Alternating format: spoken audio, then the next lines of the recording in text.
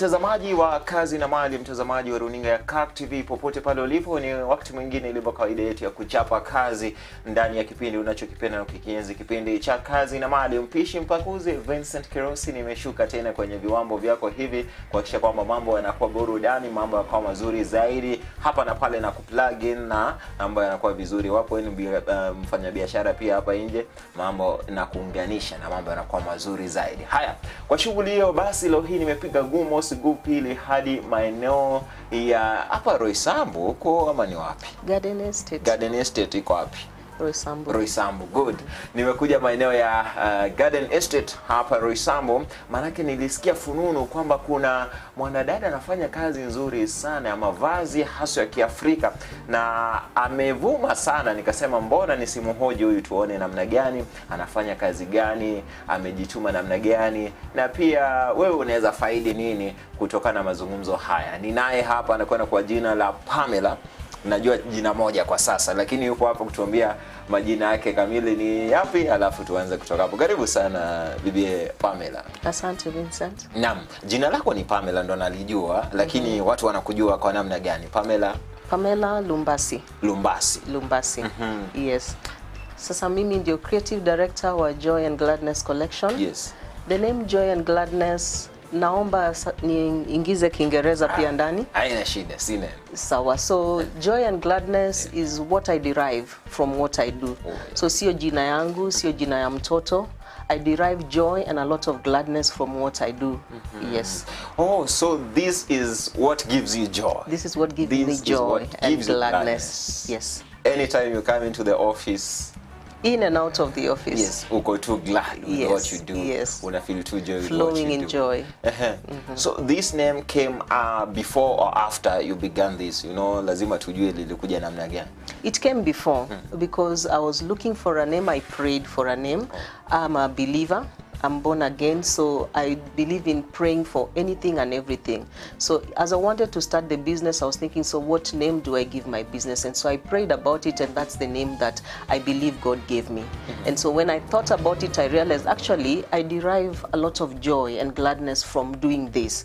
Because for me, I'm not trained as a fashion designer. I have no training in fashion and design. I have a degree in international business administration from USIU, but I do this as a gift. It's a gift that God has put in me. So I derive a lot of joy because it's something that I do without a lot of struggle. Actually, no struggle at all. Okay. Yes. I thank you for, you've mentioned a point that I thought I should ask. Because in contract kujua, is this what you went to school for? Of course, umesema si hiyo. No. You went to school for international business? International business administration in USIU, bachelor's degree in USIU. I've also done HR, higher diploma in human resource, which is relevant in what I do actually. International business is equally relevant in what I do because it's a business I run. So both of my qualifications are at play right now in what I'm doing. Have you practiced this? Fashion and design? No. Now, HR, talk about international business administration. Yes, I worked for 10 years before I ventured into business. Yeah, so I was employed in 2 different places. I worked under sports, a federation in sports, and then I worked in a church as an administrator. So I've been able to employ both of those in those different areas. And still, I'm able to do that also with what I'm doing because I have employees that work for me. So I'm able to balance that in what I do right now. Kuna wale watu wanadhani kwamba ukienda shule ukisoma kile kitu umekisomea lazima upractice na hapo labda ndo shughuli yako kamili. Lakini wewe umetumia zile skills ambazo ulisoma kule chuoni kuanzisha biashara yako.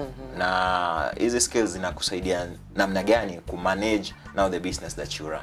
Sio lazima ufanye kazi kwa ile kitu umesomea. Okay, you can start. It can be a beginning for you because I was employed before I started my business. And so after college, I was employed, so I was able to work as an administrator. You need those skills, human resource, because being an administrator, you're in charge of everybody who works in those 2 organizations where I worked. So that was relevant then.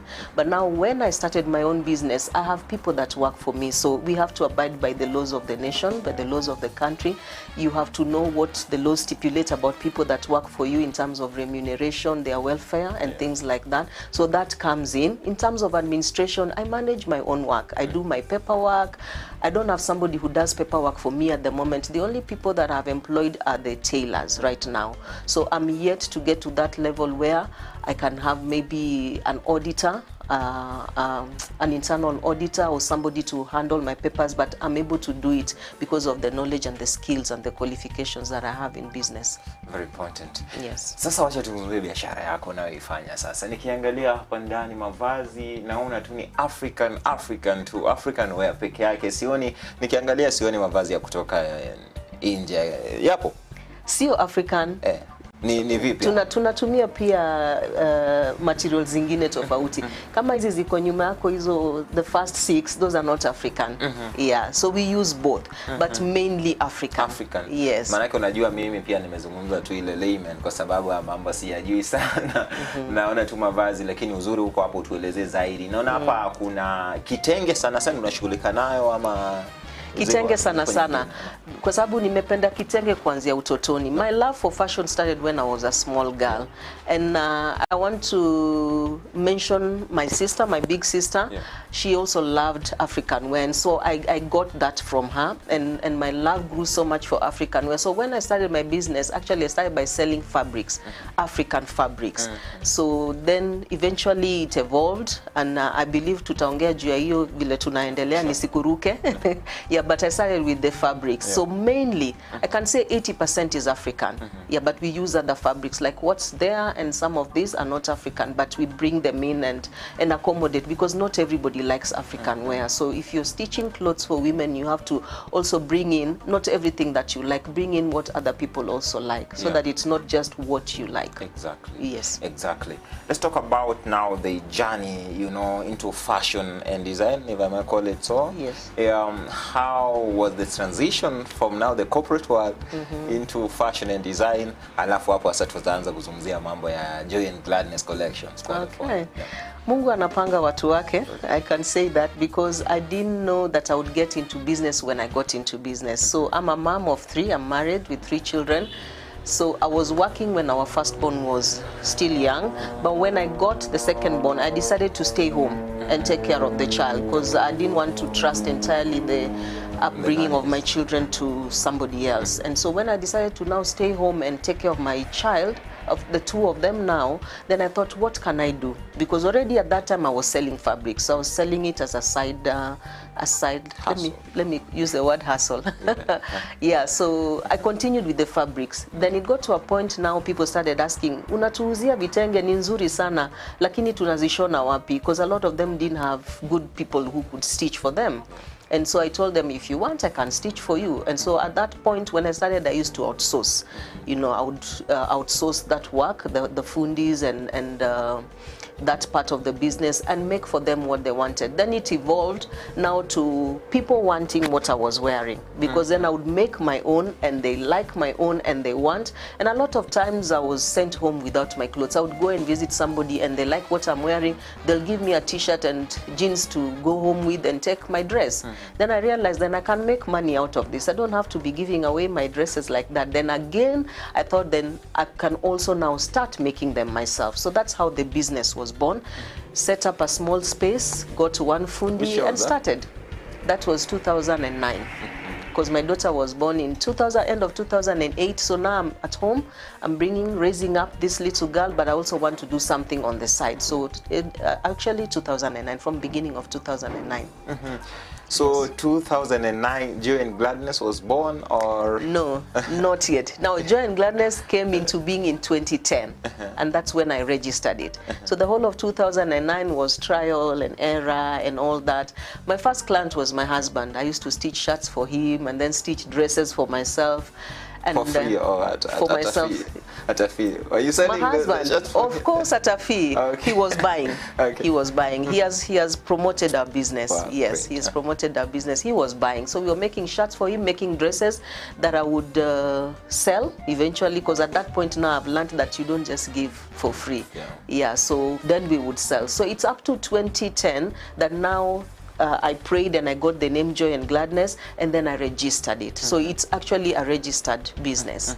Yes. 2010, you began now officially, and you know, Yes. beginning a business nowadays, okay, even then, you know, it's not easy to begin making those first steps. Can you give us a little bit of how was it in those first few months of Joy and Gladness? You know, how did you get to, you know, even try to surmount some of the challenges that were there then? Yeah.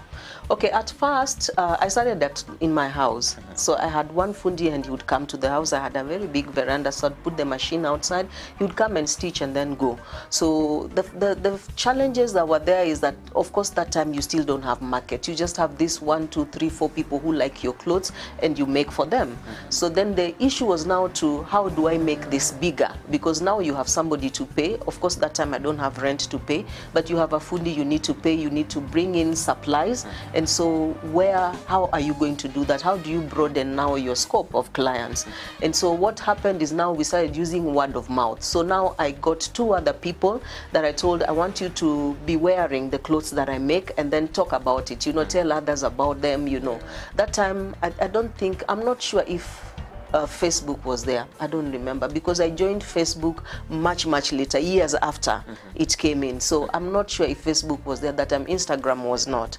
And so it was a lot of word of mouth. Yeah, it was a lot of word of mouth. WhatsApp was not there. So you couldn't share pictures anywhere. So it was a lot of word of mouth. You go to church, you like what I wear, I sell or I make for you. So of course that time we are making. So it was small time. It was not like in bulk, and so one fundi was enough to just do, because it was a few orders here and there. Yeah. So you began with one fundi. Yes. And then of course they say that a business that surpasses 3 years, then now that is going to that will make it, because there is that a 3-year, you know, rule Trial. in business, I think. 3 years. How were your first 3 years? It grew pretty fast, I can say, because I think by year 2, by 2011, I got a shop. Yes, so I moved the business out of the house because now I needed to do more.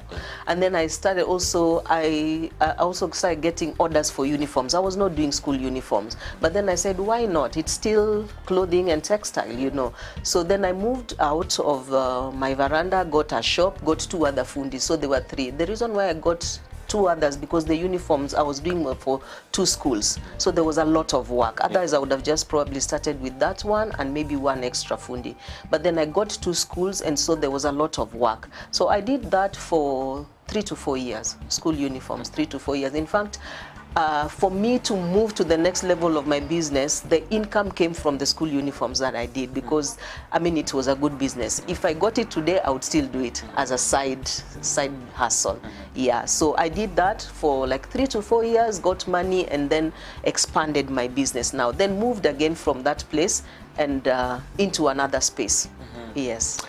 I'm interested to know what was your strategic plan, you know, from the beginning, because you can tell from what you're saying, you had clear objectives on how you wanted your business to grow and what you wanted.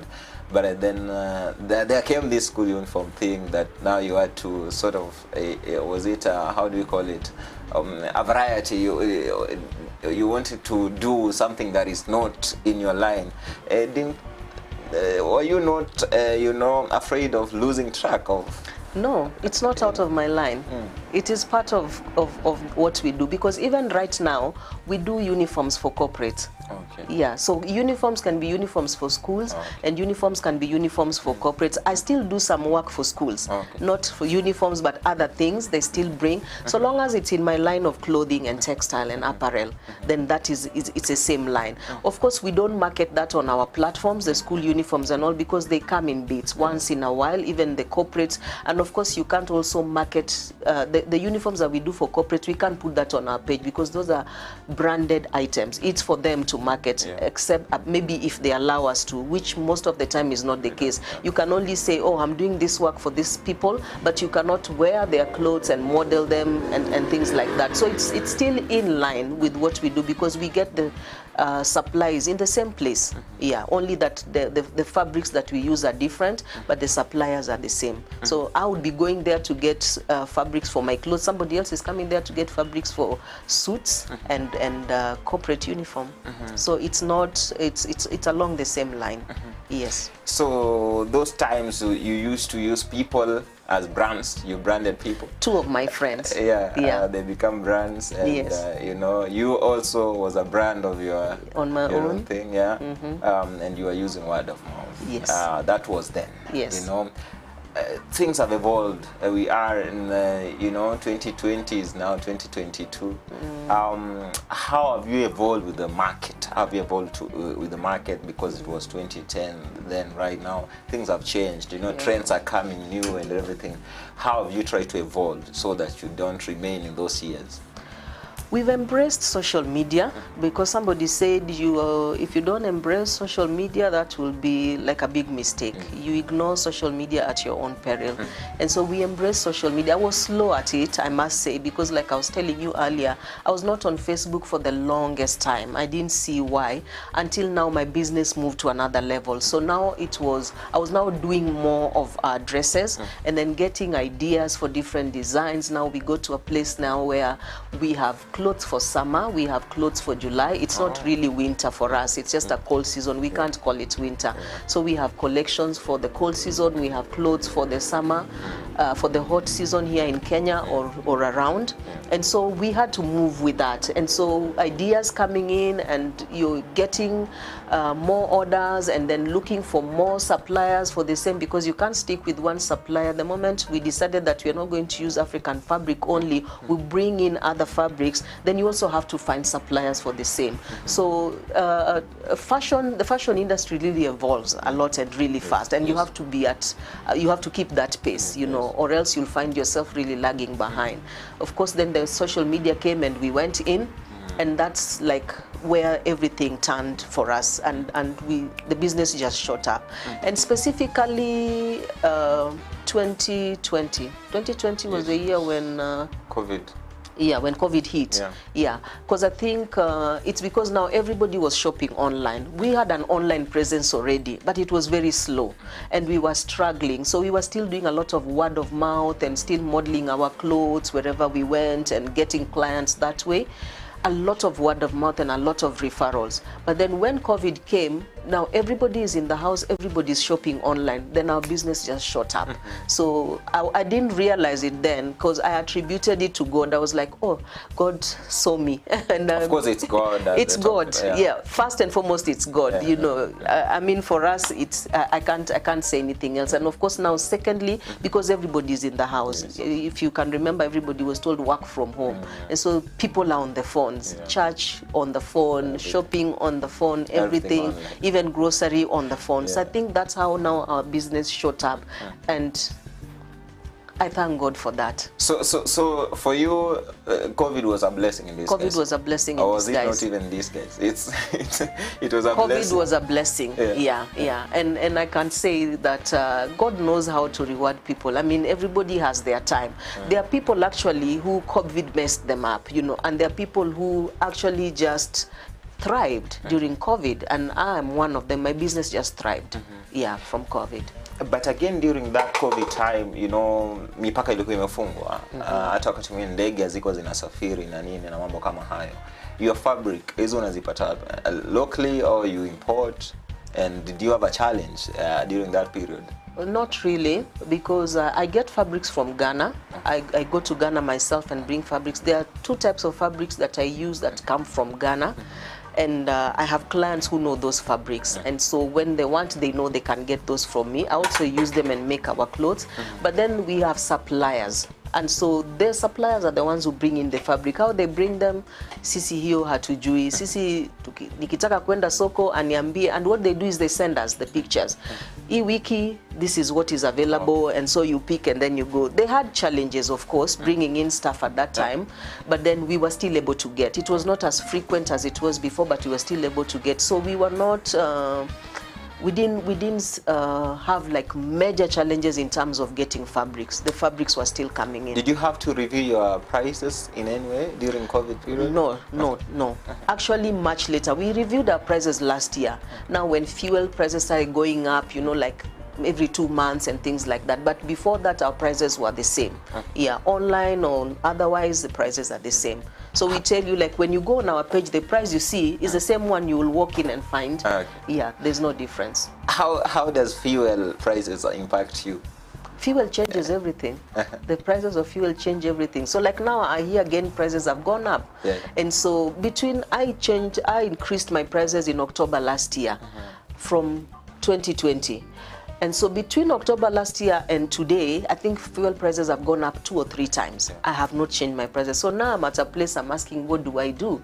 Do I change my prices? But then what I'll do is I want to wait until after elections and see if they will change, if prices will go down. If they will not, then we will have to increase. Okay. Yes. So the reason I'm asking this is, do they affect you directly during production or transport, or it's a major, actually it's one of the major challenges that we have, because when the prices go up, production goes up. The fabrics we buy, they go up. And the interesting thing with the suppliers, they increase their prices immediately. They don't wait, like the same day or the next day.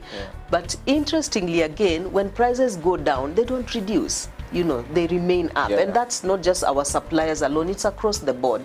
Everywhere, the supermarkets, kila mahali, prices ikipanda, wanasema, oh, fuel imepanda, sasa kila kitu bei imepanda. Lakini zikishuka, hakuna mtu anashukisha. Yeah, so ina to affect in that way, because now production becomes really costly. Because you're talking about the people that stitch the clothes, that's labor, that's included. You're talking about transport to go and get them, because we go sometimes it's sent to us, we use a rider to bring them in. You're talking about the other things that you use besides the fabric, because this is a fabric. These are fabrics. For it to become this, there's a process. You need other things. You need lining, you need thread, you need zips, electricity we are paying, and things like that. So then it makes production very expensive. And that's the biggest challenge we have right now. Yeah, it's a big challenge across board right now. And we believe that things will change going forward, because fuel prices are going up and up. And electricity goes up. Also goes up. And we believe that the government of the day and the government that could come going forward, wataangalia mambo haya. Tuangalie mambo yanakuwa namna gani. Lakini wacha tuzungumzie basi nini unafanya hapa exactly? What kind of clothing do you make? You know, the trends, the styles, the designs and all that. Okay. Mimi napenda kuna za watoto, kuna za watu wazima. Wacha nianze na watoto. So tumeshona nguo za watoto pia kwa muda. At some point nilikuwa nashona nguo za watoto tunaweka kwa duka, and then Tuskys approached us. They saw us online, they approached us, so we sold in 5 branches of Tusky supermarket. When Tuskys was Tuskys. When there was no other supermarket, when it was Tuskys. 2018 to 2020, 5 branches of Tuskys. We had, and it was the only African clothing line for children in all of those branches. Kisumu, Mombasa, and 3 in Nairobi. Yeah, so we sold children clothes at Tuskys until now. Unfortunately, Tuskys went down, and so now we brought back our stock in. Thank God now we have space and we can sell them here. And then, so children's clothes, we do both girls and boys, ages 1 up to 8. From 9 years and above, on order. Those we can do on order. If you're interested, you order and we make. But ages 1 up to 9, they're available, both boys and girls. And then I love long dresses. It's my signature look. I'm a maxi person, and I sell maxi, and I call myself the maxi queen. So I started with long dresses. So for me, I've had that love for long dresses. So if you see, almost all of them are long, except for a few over there. So recently is when now we introduced short dresses, because I get a lot of inquiries. People say, I want this dress, but I want it short. And we do that. We make that. We don't insist that you must make it long. But then again now, because like I told you, fashion evolves, and also you have to evolve with it, and then you also have to check the trends in the market. What are people asking for? So now with people asking for short dresses, we decided to launch a midi collection, not mini. Mini is above the knee. At the same time, I'm very decent and modest. I like clothes that cover you up, that are decent, that you can wear anywhere. You will not find me in dresses that show my legs and my bust and things like that. I'm very decent and modest, and that's what I sell. I sell what I like and what I wear. So I'll give you what I will wear comfortably. But then now when people started requesting, we decided to introduce midi. Midi is just below the knee, also very decent. You can wear to the office, you can wear to church, you can wear to any function. So this is like 2 weeks old, just introduced the other day, and the response is really good. And so we are happy, because if you do something or introduce something new and you realize that the response is good, I mean, it's like endelea. Yes. You also do for men? We do shirts for men, we do trousers for men. Actually, we just did a wedding. There's a wedding this weekend in Kitale, so we just did a wedding. The pictures will be on our pages from next week or thereabout. But so we did for the whole lineup: the men, the groomsmen, the bridesmaids, the groom, and even the bride. Yeah, African. Okay, that's a fully African wedding. Fully African wedding. Wow, wow. Yes. Now, yes. who are your main clients, if I may ask? So, who is your main client? Is it, you know, men, women, children, and of what level, you know, and social status? Let me say women 60%, children 20, men 20. But then the women who are my clients are between ages 25 to 60. Okay. Yeah, 25, because I don't appeal to the younger girls because of my taste and my style. Yeah, and that's different for different people. So you'll find a 25-year-old who will really be interested in the kind of clothes that I make. So my clients are between ages 25 even to 60, 65. Yes. I think the most important thing that I like about you is choosing a niche and standing by it. Even choosing the kind of age bracket, you know, that you concentrate on, you know, your market. Yes. That is, kuna wale watu ambao wanabambanya. Kiswahili tunasema hivyo, jaribu kuangalia kila mtu kutoka kwa mwaka fulani wa fulani, na you end up losing it along the way. So umesema tu wako ni 25 to 60, wakija hapa watapata. Wakija watapata. But now again, even though we know the age group that we work with, we don't do ready-made dresses. Okay. Yes, we don't do ready-made dresses. So all these dresses that you see here, I have modeled. I am the model. Okay. I model for my business. That's why I was telling you, I sell what I wear. Yes. Yeah, so I can wear this anytime, anywhere. So if somebody comes and they are my size, they'll find something. Yeah, but anybody who is not my size will have to make an order, and we make for them. Yes. Is it called bespoke or what? Bespoke. Yes. Bespoke. Yeah, I try to learn these things. Yes, it's important. Yeah, it's important. Yeah. Oh, that's great. That is great. People might be watching this program now wanajiuliza, ndio nguo naziona nzuri kweli kabisa, lakini bei itawezana? How affordable are you? Very affordable. That's relative also. Yeah, it is.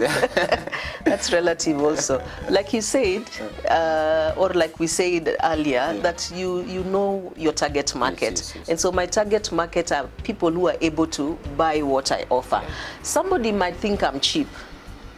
Okay, somebody might think I'm expensive, another person might think I'm cheap, because I know people who make similar clothes, not exactly like mine, but similar, in the same market like me, whose clothes are 2 or 3 times the price that I offer. You know, that's why I say prices are relative. So for somebody else, I might be expensive. For somebody else, I might be just the right price they want. For somebody else, I might be too cheap, you know, and they'll be wondering, you know, they think, that's too cheap, so maybe it's not good. So I know my target market, and I also tell people, like, cheap is expensive, because I believe in quality. I use cotton fabrics. The reason why I use cotton fabrics because they are manageable. They are not cheap, because there's another cheaper fabric. It's Ankara still, but it has a lot of wax, and it's not friendly even to stitch, you know. So I don't use that. So by the time I'm telling you this is my price, I'm telling you, look at the finishing and look at what I have put in. Look at the fabric that I'm offering you. Like I mentioned earlier, I have 2 other fabrics I get from Ghana. Ghana has very good fabric, and the most expensive one is called Woodin. Woodin retails at 6,000. That's what I sell it. Haujashona, hiyo ni fabric too. Haujashona 6,000. Somebody else is selling it at 12,000. Somebody I know in the Kenyan market. The fabric. The fabric. Even in Ghana, it is too expensive for kawaida people. But the good thing is they are allowed to buy in smaller pieces. In Ghana, you can actually walk into a shop and say, give me 2 yards of this. Okay. And they cut it for you. So that way they are able to buy. But now when you bring it here, like I said, I have a class of people who will come. They want Houdin because they know what Houdin is. And so I have that Houdin and I have Kente. Kente is an ethnic tribal print for Ghana. And so a lot of people are using it locally for traditional wedding gowns, you know. And so I have a colleague of mine who does a lot of gowns, and she sends her clients to buy the fabric from me because of the quality. So when we talk about price, I'll tell you why I'm selling that dress for 6,800. And I'll tell you why, if you do it elsewhere with another different fabric, why it will not last you for whatever time you want to use it. Because then again, I say, if I sell you a dress at 6,800, I want it to serve you for years. Don't wear it 2-3 times and then come back and complain. So people who buy my clothes know that they can wear them for the longest time. Yes. Perfect. Kuna haya mambo yanaendelea humu nchini, you know, we must buy Kenya to build Kenya. Yes. Are you for it? Yes, or against 101%. 101%. Na tunashukuru rais. Hata ile wakati rais alisema watu wavae kitenge ofisini on Friday. For us, we were like, that's the way to go. I mean, if you don't buy Kenya and build Kenya, because we are building our own economy. The other day, I think, I don't want to mention or to call names, this is not a political platform, but there was the issue of mitumbas and all, you know. Mitumba is cheap, you know. But do you know there comes a time, you have a lot of mitumba, it serves you for the office and everywhere, but you want to go to a function and you realize you don't have a dress. It has happened to me a lot of times because I buy mitumba, I wear mitumba. And so there were times when I would now want something, I want to go to a serious function. You cannot wear mitumba to a serious function. You now want to look for a dress. And so what we are saying, even as fashion designers in Kenya, people who are creating and making dresses and creating other things, because it's not just dresses, they are accessories, they are bags and all that, is when you buy what is made in Kenya, you are building your own economy. You don't have to always buy, because import, yes, and buy from outside, because again, you'll agree with me, the things that come in from China don't last. We all know that. A lot of those things don't last. You buy and, like, you go to, sometimes when you go shopping and you find they're selling shoes for 100, you buy them 3-4 days later, you can't even wear them again. So the thing is to invest in something that will last you. And so when we say buy Kenya, build Kenya, when you're buying from me, you're not just giving me you enriching me. If you look at it that way, then that's a whole different thing.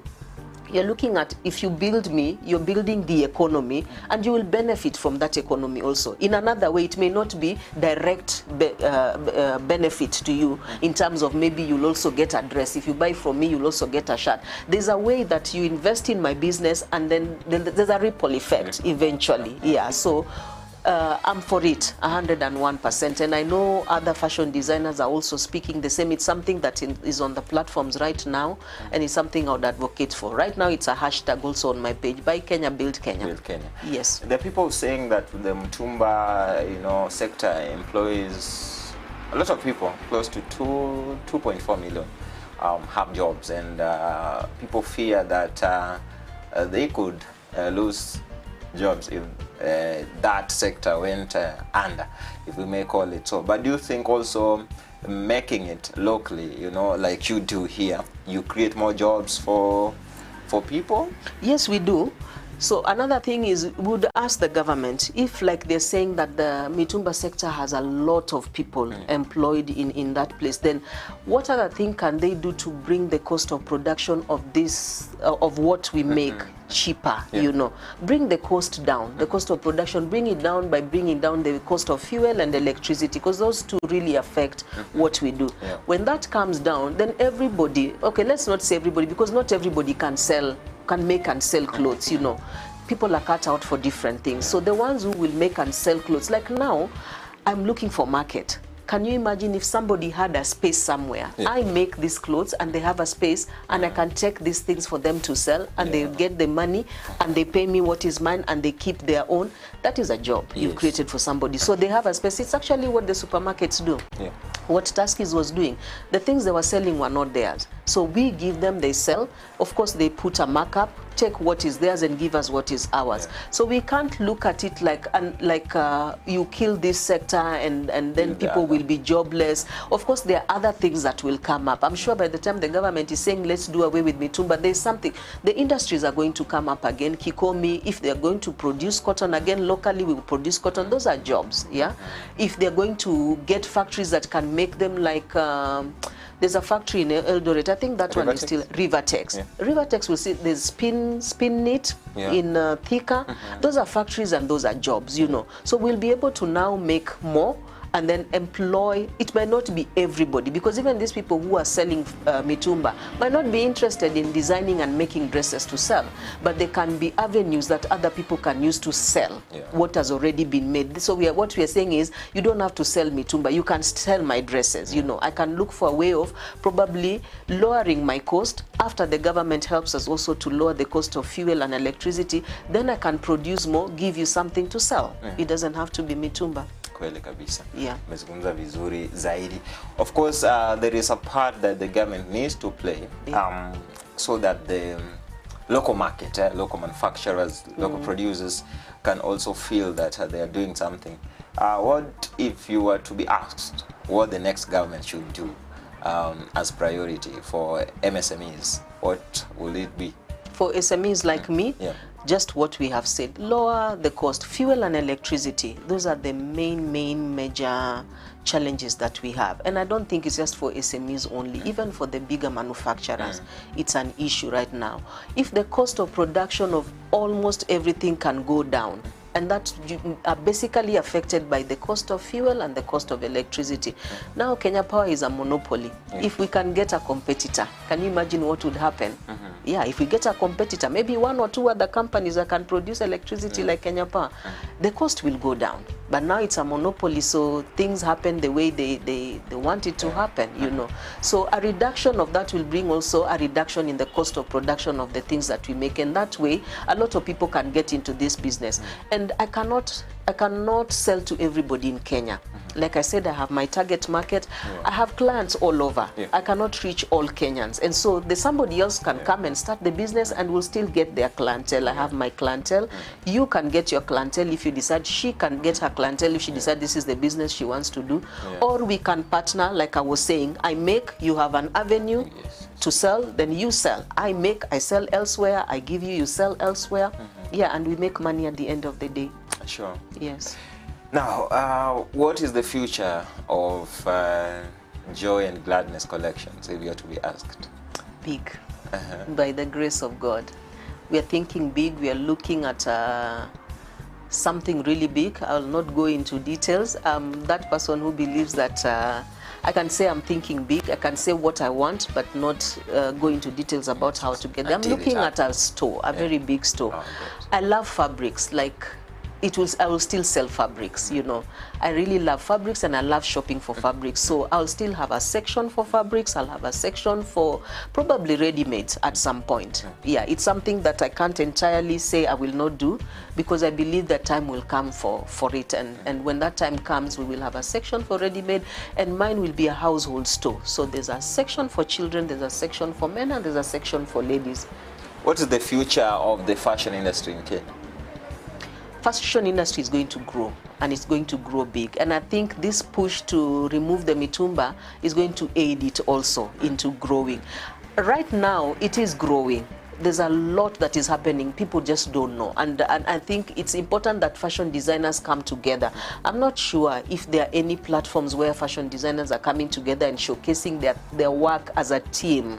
If that teamwork was there, then a lot of people would be able to know that there's so much more. But right now, I think everybody is on their own. Everybody showcasing their work on their own. But if you need an association or sort of something that an association, a body for fashion designers, a platform actually that can also engage the government on our behalf. Yeah, but fashion has evolved and continues to evolve, and Kenya is really at a good place right now, and I believe that it's going to grow even bigger. Yeah. Kuna wale wanafunzi wako shuleni wanafanya mambo ya fashion design, you know, and they're watching this program and thinking, yeah, I'm listening from Pamela and I feel like this is what I want to do. Unaweza kuambia nini? the upcoming and those that really look forward to being fashion designers in the future? Sasa kuna wale wameshajua fashion ndio line yake, anataka kufuatilia, na kuna wale hata hawajui. Maybe apite hapa waseme oh fashion sio mbaya, apite huko aseme journalism sio mbaya, but then I would say if that is what you want to do, go for it. I did not know when I finished college that I would end up in this kind of business. But I'm here because I love what I do. I wake up every day looking forward to coming here.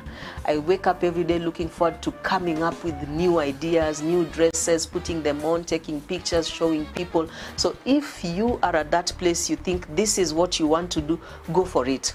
I'm here, I can mentor. I have mentored some before. I'm open to mentor. Of course, the fashion school is important for those who want to go. I didn't go. I didn't need to go. Mine was a gift. If you're gifted and you also are thinking, should I not? If it's a gift and you feel passionate about it, go for it. At the end of the day, the Bible says that your gift will open doors for you and bring you before kings, you know. So if it's a gift for you and it's a passion you have, go for it.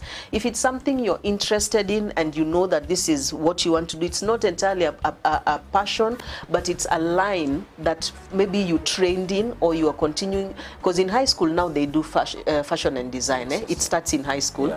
So then you go to, now you want to go into college, or you are in college and you want to continue with that, go straight ahead. Yeah. Umesema vizuri. Na we have to finish. Tunaweza ongea kweli mambo mengi zaidi, but pia time wakati mwingine inatuvuta mashati. But hatuwezi maliza bila kutuambia your social media, you know, your socials, mnapatikana kama nani na wapi, na shughuli zinafanyika namna gani? So unaweza tuambia mnapatikana wapi? Tuko na duka Garden Estate hapa Thika Road, Garden Road around Roasters Hotel.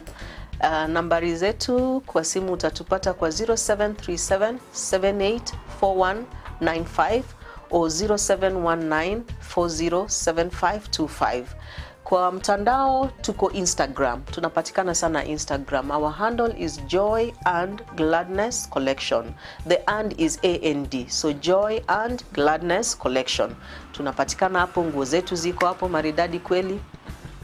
Na itakuwa vizuri zaidi. Basi umesikia, ukitaka kuwapata unawapata wapi? Kwenye mtandao wapo wamejaa, na kama wewe ni mtu wa kupenda kuja kwenye shop na kuangalia, kuna wale watu waamini zile picha, lakini ukija hapa mimi nakwambia mbali na picha zile unazoziona mtandaoni, hapa ni ile tu, yani kazi ni ile, yale mavazi hata mazuri zaidi ukija hapa kwenye duka. Kwa hivyo pia kama uko hapo karibu na unaweza pitia, basi inakuwa vizuri zaidi. Neno la mwisho ambalo ungependa kulisema lipo lolote, matufunge kazi tuondoke? Nimeshukuru sana kwa wakati wenyu. Thank you so much for considering us and making time to come to us and give us this opportunity to tell the world, because it's not just Kenya, about Joy and Gladness and about SMEs and about Made in Kenya. Thank you for that opportunity, and I pray that you can do it more and more, and even for others. Yes. Mambo yanakuwa mazuri zaidi, imekuwa vizuri zaidi. Naitwa Vincent Kerosi. Nataka nitoke hapa kwa haraka, maana yake ameniambia kwamba anataka kunipeleka mahali nipimwe vidogo, pia mimi nipate shati langu, alafu mambo yanakuwa mazuri zaidi. Mtazamaji, nimekuwa kwa Vincent Kerosi. Tunaondoka kutoka Joy and Gladness Collections, maeneo ya Garden Estate, Roysambu, Garden City tu hapa pembezoni, na tutaonana pale atakapojalia Mwenyezi Mungu. Zidi kutufuata katika mitandao yetu CAK TV Kenya, kwenye Facebook, kwenye mtandao wa Twitter, kwenye mtandao wa Instagram na kote tu, alafu mambo yatakuwa mazuri zaidi. Pia follow the pages za Joy and Gladness Collection na mambo yatakuwa mazuri zaidi. Kwa hivyo nafikiri tuondoke hapa na kwenda kupimwa shati itakuwa vizuri zaidi. Tutaonana utakapojalia Mwenyezi Mungu. Kwa heri.